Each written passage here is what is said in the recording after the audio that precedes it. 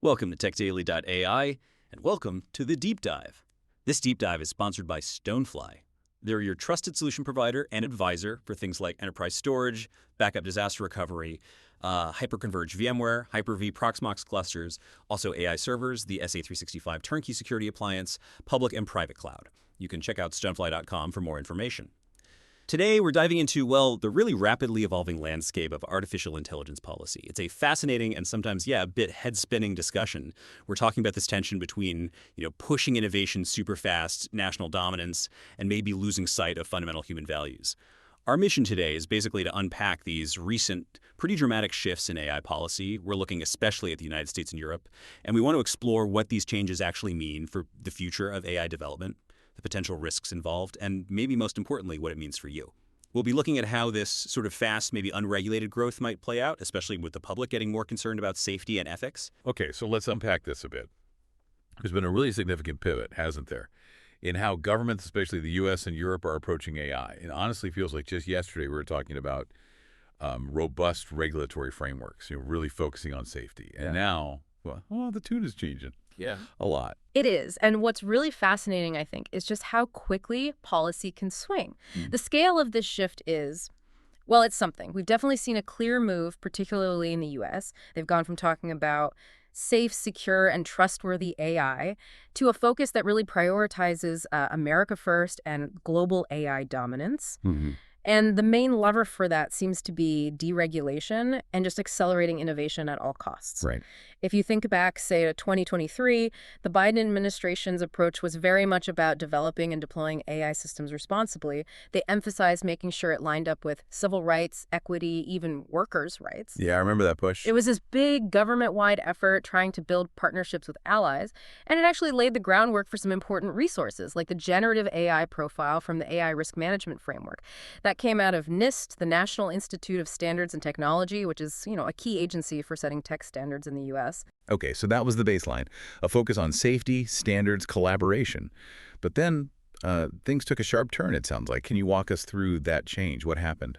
Absolutely. Things changed very quickly. Very early in January 2025, the new administration explicitly and pretty forcefully repudiated that prior approach, just threw it out. The entire focus shifted almost overnight. It became all about foregrounding commercial opportunities and, crucially, preserving U.S. primacy in the global AI race. So not just talk, but actual policy changes. Oh, yeah. It wasn't just talk. This was backed up by a series of really swift executive orders. One that got a lot of attention was called Preventing Woke AI in the federal government. Woke AI. Okay, Yeah. that sounds loaded. What did that actually mean in practice? It's definitely a strong term. The order basically mandates that federal agencies can only procure large language models, LLMs, the engines behind tools like ChatGPT that are deemed truth-seeking and ideologically neutral. Truth-seeking and ideologically neutral. How are they defining that, and what are the sort of downstream effects of a directive like that? Well, that's the million-dollar question, isn't it? The explicit aim stated in the order is to eliminate diversity, equity, and inclusion DEI values from AI considerations. The priority is shifted towards what the administration calls objective truth over, and this is their phrase, social engineering agendas. Wow. So it's more than just a regulatory tweak. It's signaling a fundamental ideological shift in what kind of AI the government itself will use. And because the government is such a massive buyer of technology, that sends a huge signal to the market about what kind of AI might get prioritized. Right, it could shape what gets developed overall. Exactly. It could dramatically alter the very nature of AI that gets built and deployed. It influences what perspectives it's designed to include, or perhaps more importantly, to ignore. You could see AI avoiding nuanced discussions on social justice, for example, or maybe historical context that some might label woke. It really gets to the core values embedded or not embedded in these powerful models. And were there other orders pushing the same direction? Yes, absolutely. There were others like accelerating federal permitting of data center infrastructure, basically trying to speed up the building of the physical infrastructure AI needs, and another called promoting the export of the American AI technology stack. Both clearly reflect this really aggressive push for speed and global dominance. It's all about unblocking any perceived hurdles to AI development and deployment. That's quite a change in direction for the U.S., and you mentioned it's not just them. Europe was kind of seen as the counterpoint, the leader in human-centric AI with their AI Act. Are they shifting too? Yeah, that's the other really interesting, maybe surprising part of this story. The European Union, which you're right, was really championing human-centric and value-driven AI with that landmark AI Act. Well, now they seem to be signaling what some are calling our radical course change. Really? How so? Well, if you look at their new AI Continent Action Plan, the emphasis has dramatically shifted. It's all about innovation, productivity, competitiveness, tech sovereignty. It's a very clear move away from that previous strong focus on public values and human rights in AI. So let's focus on the guardrails. It appears so. You mentioned the AI Act, that was huge. But now we're hearing talk about potentially revoking the AI Liability Directive. That was specifically designed to give citizens actual legal rights if they were harmed by AI. Pulling that back would be significant. Yeah, Phil. And there are persistent rumors about them cutting back on or maybe even pausing enforcement of other key AI regulations, too. What's driving that shift in Europe? Is it internal pressure or external? It seems to be a mix of both, really. Part of it is likely influenced by pressure from the U.S. administration, with its own clear America First AI stance, competitive pressure. But there's also a very powerful tech lobby within Europe itself. They've always pushed for more industry-led innovation and have consistently raised fears about Europe getting left behind in the global AI race if they regulate too heavily. Okay, so we've got the U.S. and Europe, the two big players, both seemingly hitting the accelerator and maybe easing off the brakes when it comes to AI regulation, which I guess brings us to the really crucial question. What does this mean for all those big risks we've been discussing around AI, safety, ethics, bias? If governments are stepping back, who's watching the store? That is precisely the critical question we need to be asking right now. When the main driver becomes speed, market share, national dominance, who is left to ensure AI is developed safely and responsibly? And this is especially critical because AI has this inherent dual-use nature, doesn't it? Like nuclear power you mentioned. Exactly. It holds immense potential for good, but it can absolutely be exploited for incredibly harmful purposes, too. And the pace of advancement is just so fast. We're still grappling with so many unknowns about how these systems truly work and what they're capable of long term. Given all that uncertainty, you'd think a precautionary principle, proceeding with caution when the stakes are high and knowledge is incomplete, would be the prudent way forward. But that seems to be the opposite of what's happening. Precisely. This deregulatory push moves sharply away from that kind of caution. Okay, so let's get specific then. If we have less regulation, which of these AI risks get, let's say, amplified? What should we be most worried about? Well, there's a whole range, but maybe we can group them to make it clearer. Let's start with risks around content and trust. These become much more pronounced almost immediately. One big one is confabulation. It's often called hallucinations, colloquially. Right, when the AI just makes stuff up, it sounds confident. Exactly. It produces confidently stated but totally erroneous or false information. And that can be incredibly misleading, especially in critical areas. Think about healthcare, a wrong summary of patient notes. Or in legal research, if an AI just invents case law, the potential for harm is huge. Yeah, that's scary. What else in that category? Then there's the problem of AI generating dangerous, violent, or hateful content. The ease and scale at which AI can produce stuff that incites violence or radicalizes people or makes threats, it's concerning. It can even generate recommendations for self-harm or illegal acts. And worse, people figure out ways around the safety filters. Techniques like jailbreaking, basically tricking the AI with clever prompts, can bypass existing controls. So even supposedly safe models aren't foolproof.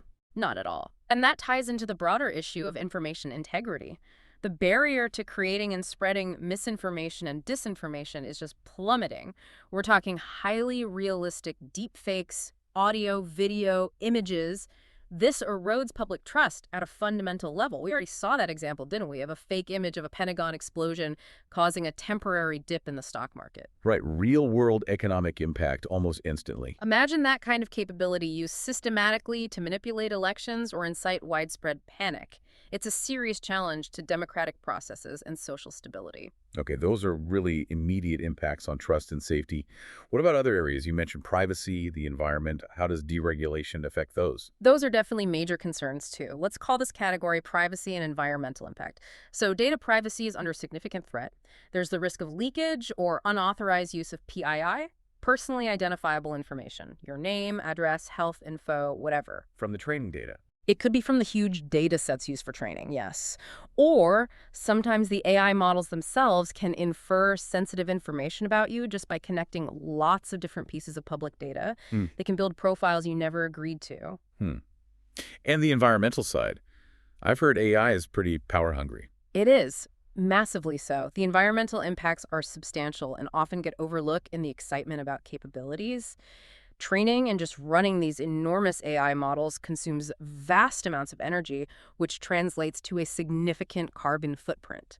How significant are we talking? Well, to give you a sense of scale, training just one large language model can emit as much carbon as, say, 300 round-trip flights between San Francisco and New York. Wow, that's a lot. It really is. And as these models get bigger and more widely deployed, that energy consumption is only going to grow unless there are major efficiency breakthroughs or regulations pushing for greener practices. Okay, that's a huge hidden cost. What about biases in the AI itself? Oh, Or the legal tangle around things like copyright? Those seem like areas where less oversight could cause real problems. you're absolutely right. Let's lump those under ethical and legal ramifications. Harmful bias or homogenization is a really persistent problem. AI models learn from the data they're trained on, and if that data reflects existing societal biases, which it almost always does, the AI will learn and often amplify those biases. So like skewed results for certain groups. Exactly. Performance disparities across different demographics. We see it in image generation underrepresenting women in certain professions, or facial recognition being less accurate for people with darker skin tones, that kind of thing. There's also this other risk called model collapse. It's a bit technical, but basically, if AI models start training too much on other AI-generated data instead of real-world data, they can start to degrade. Their outputs become less diverse, more skewed, maybe just weirder and less useful over time. Eating its own tail, kind of. Sort of, yeah. And then you have the massive ongoing legal battles around intellectual property. This is a huge one. AI can generate text, images, music, code that looks incredibly similar to or is directly based on existing copyrighted material it was trained on. And creators are not happy about that. Not at all. You've got a barrage of lawsuits from artists, writers, musicians, programmers. They argue their work is being ingested and used to train commercial AI products without permission, without compensation, often without even attribution. It undermines their livelihoods. But what's the argument from the AI companies? Well, the argument on the other side is often that training on publicly available data constitutes fair use, or that AI needs access to the world's knowledge base to be effective, and negotiating licenses for everything would be impossibly complex and stifle innovation. So a major standoff. A huge, unresolved legal and ethical standoff. And less regulation probably means the battles just play out in court with potentially inconsistent results rather than being guided by clear policy. Okay, and then there are the even scarier risks, right? The more catastrophic possibilities. Yes. Unfortunately, we do need to talk about those. Let's call them security and catastrophic risks. First, information security. AI tools can, worryingly, lower the barrier for bad actors to conduct sophisticated cyber attacks. We're talking about developing malware, crafting convincing phishing emails, finding vulnerabilities. Making hacking easier, essentially. Pretty much. And the AI systems themselves introduce new vulnerabilities, things like prompt injection, where you trick the AI with malicious inputs, or data poisoning, where you corrupt the training data to sabotage the model. These are new attack surfaces. Then there's the really disturbing issue of AI generating obscene, degrading, or abusive content. This includes things like illegal, non-consensual, intimate images, NCII, sometimes called revenge porn, and even child sexual abuse material, CSAM. Even if the AI wasn't trained on that stuff explicitly. Alarmingly, yes. Even models trained on supposedly clean data can sometimes be manipulated or prompted to synthesize this kind of horrific content with startling realism. The potential harm to victims is immense, and it poses a huge challenge for society and law enforcement. That's deeply troubling. It is. And related to security is the problem of the value chain and component integration. Modern AI systems are often built like Lego blocks, integrating numerous third-party components datasets, pre-trained models from elsewhere, software libraries. The problem is this integration isn't always transparent. It can be hard or impossible to trace where every component came from. So if something goes wrong, like a bias or a security flaw. Exactly. It becomes incredibly difficult to figure out where the problem originated and who is actually responsible or accountable. It's a supply chain nightmare, in a way. Okay. And the last one you mentioned, CBRN. Yes. CBRN stands for chemical, biological, radiological, or nuclear. This is arguably the most chilling risk.